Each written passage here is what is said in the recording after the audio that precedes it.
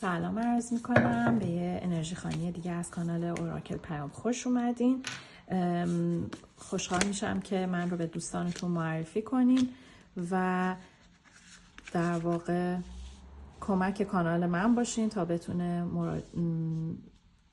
بیننده و بازدید بیشتری بگیره. انرژی خوانی امروز اینه که چه چیزی رو باید بدونین و پیامی که کائنات لازم داره که یعنی لازمه که بدونیم و کائنات دوست داره که بهتون بده. میتونین یکی از این 4 دسته رو انتخاب کنین. دسته 1، دسته 2، دسته 3 و دسته 4. بذارین من براش کارت هم بکشم که بتونین یکم بین دسته ها اگه نمیتونین انتخاب کنین تمیز تشخیص بدین. برای این دسته این کارت اوراکل رو میکشم. چه چیزی لازم دارین بدونین برای این دسته؟ خب این 2 کارت اومده. برای این دسته چه چیزی لازم داریم بدونین؟ تاروت. و برای این دسته آخر این کارت. خب دسته اول، دسته دوم، دسته سوم و دسته 4. بریم ببینیم که چه جوابی داریم. خب دسته اول ببینیم که چه پیامی برای شما داره کائنات. کارت دنسر اومده، رقصنده. این کارت برای اینه که رها کنین خودتون رو، خود واقعیتون رو نشون بدین. انقدر از نظر دیگران نترسین، دنبال تایید دیگران نباشین، آنچه هستین رو زندگی کنین، جرأتمند عمل کنین، مرزگذاری کنین و رهاشین از تفکرات دیگران، از اینکه برای دیگران زندگی کنین. آنچه که دارین رو باهاش به پذیرش برسین و سعی نکنین زندگی رو برای دیگران قشنگ کنین. برای خودتون زندگی رو زیبا کنین، با رقص زندگی برای خودتون جلو برین. آنچه که در شما هست رو حقتون آشکار کنین، از شک‌ها در بیاین و به خودتون اعتماد کنین. شما رقصنده این زندگی هستین و میتونین از پسش بر بیاین. برای کارت برای کارت دومتون کارت لنورمنده.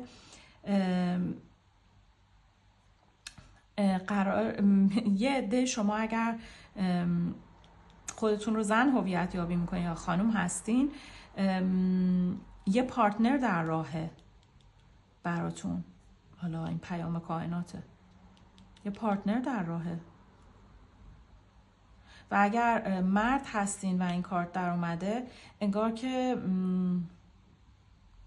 قطعا داره بهتون میگه این جوابتونه. به عنوان یه مرد این جوابتونه و اینو یادتون باشه که یا اینکه یه مردی میاد کمکتون، ولی برای خانوما یه پارتنری در راه. حالا حتما پارتنر عشقی نیست، اگر کسی دنبال رابطه نیست، میتونه کسی باشه که توی یه چیزی شراکتی کنه، حالا از کمک، از همراهی، از هرچی هست. یه همراهی در راه، اینجوری بذارین بگم. و اینکه بذارین براتون یه تاروت هم بگیرم که ببینیم دیگه چه پیامی داره برای شما کائنات. یه مسیر سختی رو اومدین، خیلی هم مسیر سختی بوده براتون، خیلی توش تلاش کردین. واسه همینم هست که دیگه میگه دیگه رها کنین، برقصین با زندگی و توش خیلی سعی کردین منطقی و قدرتمند عمل کنین و اون چیزی که برایش تو این مسیر جنگیدین به دستتون میاد. مالکیتش مال شما میشه، نگران نباشین، دریافتش میکنین. من فکر میکنم الان دیگه باید رها کنین، الان بیشتر از این دیگه تلاش لازم نیست. برقصین تا زندگی میوهش رو تقدیم حالتون کنه. و به به که چه کارت قشنگی در اومده. کارت بانوی چوب در اومده که بانویه که در واقع نشسته و داره از اشتیاقاتش لذت میبره، به حرف مردم هم دیگه کاری نداره و حالش با زندگی، حالش رو خودش خوب داره میکنه و خوبه حالش. بذاریم بازم یه کارت دیگه هم بکشم براتون. 3 چوب و 6 چوب در اومده.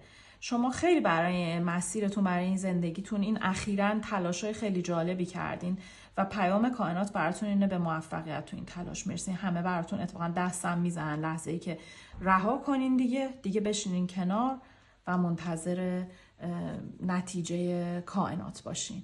خب امیدوارم که پیامی که لازم داشتین رو دریافت کرده باشین. تا یه انرژی خوانی دیگه ازتون خداحافظی میکنم. من رو به دوستاتون معرفی کنین، کامنت، لایک و عضویت کانال فراموش نشه. روزتون خوش. خب دسته دوم، خیلی خوش اومدین به این انرژی خوانی. کارتی که برای شما افتاده پیترون هستش که داره میگه که یا شما قراره مرشد کسی بشین و کسی رو راهنمایی کنین، یا راهنما برای شما داره میاد. هر چی که هست، هر کدوم که هست، خیلی قرار زمان جالب و پرقدرتی رو تجربه کنین و خیلی دریافت انرژی یا انرژی دادنی دارین با مثلا حالا اگه منتور یا مرشدین، با کسی که دارین بهش کمک میکنین، که خیلی اتفاقای جالبی داره خلاصه براتون رخ میده. و اینکه حتی اینکه خودتون شاید استادی زندگیتون رو به دست میگیرین، دستتون انگار میاد. شاید گروه شما پیامش اینه که اگه تا حالا دستتون نبوده الان به دستتون میاد، الان به عهده میگیرینش و دوباره کنترل زندگی برمیگرده شاید دستتون. یا اینکه اگه کمکی میخواین یک راهنما پدیدار میشه. ببینیم که کارتای اوراکلتون چی میگه. Watching clouds, lie back, rest and relax. دراز بکش و آرامش داشته باش. من فهم کنم برای عده زیادتون بیشتر اون کمکه انگار میاد و دیگه شما یکم میکشین عقب، استراحت میکنین. بله، wandering path, enjoy the journey. از این راه لذت ببرین که اتفاقای خوبی داره براتون میفته و راه قشنگی. حالا هر چیزی که داره برای شما باز میشه راه خلاصه جالب و قشنگه. من دوست دارم که مثل گروه قبل براتون یه تاروتکی هم بگیرم که یکم بیشتر پیام از کائنات دریافت کنیم که چی رو لازم داشتین شما الان به عنوان پیام. سرباز سکه، شما خیلی مدته که منتظر حالا این کمک بودین، یا اینکه این کمک رو به کسی بکنین، یا کنترل زندگیتون رو به دست بگیرین و دیگه الان وقتشه که بکارین. انگار اون بذره دیگه دستتون اومده و کاشتنش هم کمکتون خواهد کرد. بله، و راه شما یک سکه، راه شما باز میشه، براش سرمایه گذاری هست یا هرچی که هست دیگه دست کمک تقدیمتون میکنه.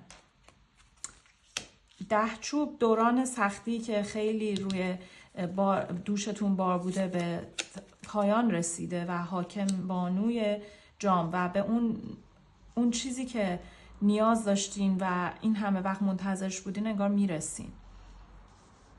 کمک میاد براتون، یا اینکه شما کمک کسی هستین و اونو به یه همچین چیزی میرسونین. اگر دومیه، مثلا مطمئن نیستین بتونین به یکی کمک کنین و کائنات داره بهتون میگه که چرا میتونین و اون رو به اون چیزی که لازم داره میرسونین. امیدوارم که از این انرژی خوانی لذت برده باشین و این پیام رو دریافت کرده باشین و این پیام کمکتون کرده باشه. عضویت کانال من فراموش نشه. من رو به دوستان خودتون معرفی کنین. مرسی که برام لایک هم میکنین یا کامنت میذارین. کانال اوراکل پیام از شما قد شناسی میکنه. روزتون خوش. خب گروه سوم، سلام عرض میکنم بهتون. کارت جنگجو براتون افتاده. ببینین یه عده‌تون هستین که خیلی برای هدفی جنگیدین، از هر چیزی گذشتین تا بهش برسین. حالا میریم جلو ببینیم که این هدف اصلا هدف خوبی بوده. این حجم از تلاش ولی داره خستتون میکنه. شاید پیام اینه که یکم استراحت کنین، یا برای یه سریتون که دم به پیروزیه اینه که ادامه بدین. ولی بیشتر داره میگه برای عده‌تون خیلی کمالگرایی دیگه توشه و واقعا داره خستتون میکنه این حجم از جنگیدن. انگار دیگه جون جنگیدن براتون نمونده. ببینین اصلا شاهد غیب رسید. کارت تاروت هم کارتیه که خیلی دیگه جون گذاشتین برای یه چیزی و شاید پیام اینه که بذاریم بریم جلو ببینیم بیشتر اینو برامون تاروت باز کنه. ببینیم که این باید چی کار کنه. دسته سومی که این کارت ها رو انتخاب کرده چه پیامی کائنات داره. بله، روشنایی در پایان تونل.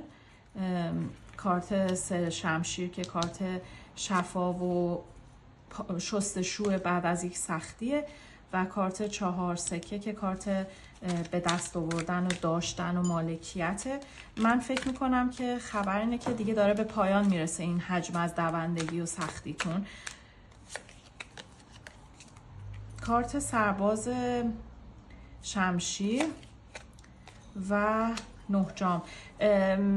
یک کم دیگه به جنگین تمومه، واقعا یک کم دیگه است و بعد میرسین به اون چیزی که لازم دارین. این آخرین قدمه. شاید بعضیاتون کم آوردین و دارین میکشین کنار، ولی نه، آخرین قدمه. این قدم آخر رو انجام بدین و بله، به پیروزی نهایی میرسین. این قدم آخر، یه دونه تق دیگه، یه دونه آخرین نقطه پازله. اینجا کم نیارین، اینجا نکشین عقب. فکر میکنم پیام مهم براتون اینه، یک کم دیگه مونده و شما موفق میشین.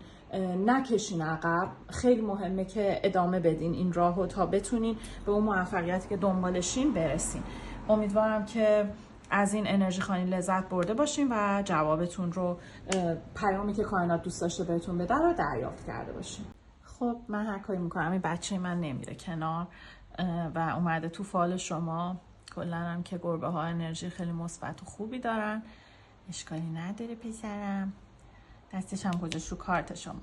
کارتتون کارت قماربازه، داره میگه که هی نشستین که یک امیدی دارین که یه چیزی تغییر کنه، ولی اگه همون راهو هی تکرار کنین از دست میدین. ریسک اشتباهیه. یه چیزی باید، شما منتظرین یه اتفاق جدیدی براتون میفته، ولی یه چیزی شما باید توی این راه عوض کنین تا اون اتفاق جدیده بیفته، وگرنه که از دست دادنی میشه. بنابراین پیام کائنات اینه اون تغییره رو ایجاد کنین. و کارت اوراکلتون هم میگه که الهام بگیرین. There is a fire inside you burning brighter than the sun. شما از درون دارین اون مایه‌ای که میتونین این موضوع رو عوض کنین. میگه که در واقع آتش درون شما از خورشید هم نورانی تره و شما میدونین، حتی من فکر می‌کنم گروه شما میدونه که باید یه چیز رو عوض کنه و حتی میدونین چی رو باید عوض کنین. خب پشین براش اقدام کنین. خیلی مهمه که پشین و براش اقدام کنین. حالا اجازه بدین من براتون کارت تاروت هم بگیرم که چجوری میتونین تغییر ایجاد کنین و آیا اون تغییری که توی دل شماست که فکر میکنین میدونین که اونه تغییر در واقع جوابتونه و چی براتون میاره. بیاین. کارت خورشید اومده، برای شما خیلی انرژی مثبتی میاره اون تغییر. و کارت 7 سکه اومده. شما مطمئن نیستین که این تغییر میتونه برای شما اون موفقیتی که میخواین رو بیاره، ولی خب کارت خورشید خیلی کارت خوبیه. ببینیم که اون چیزی که در دلتونه میدونین اگه انجامش بدین این تغییر ایجاد میشه چیا میشه. کارت 4 سکه. بله، شما به دست میارین اون چیزی که دنبالشین که مال شما بشه.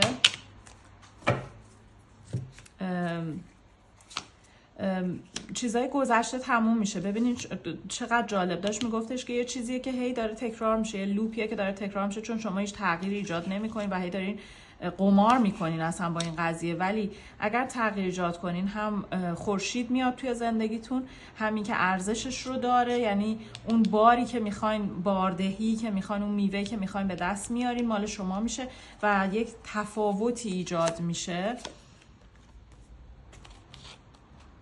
نگرانین، شما خیلی سر این مسئله نگرانین. و کارت 6 سکه. نگران نباشین، ایجاد این تغییر دقیقاً برای شما اون چیزی رو میاره که شما آرزوشو داشتین و خیلی هم فراوان در اختیارتون قرار میگیره.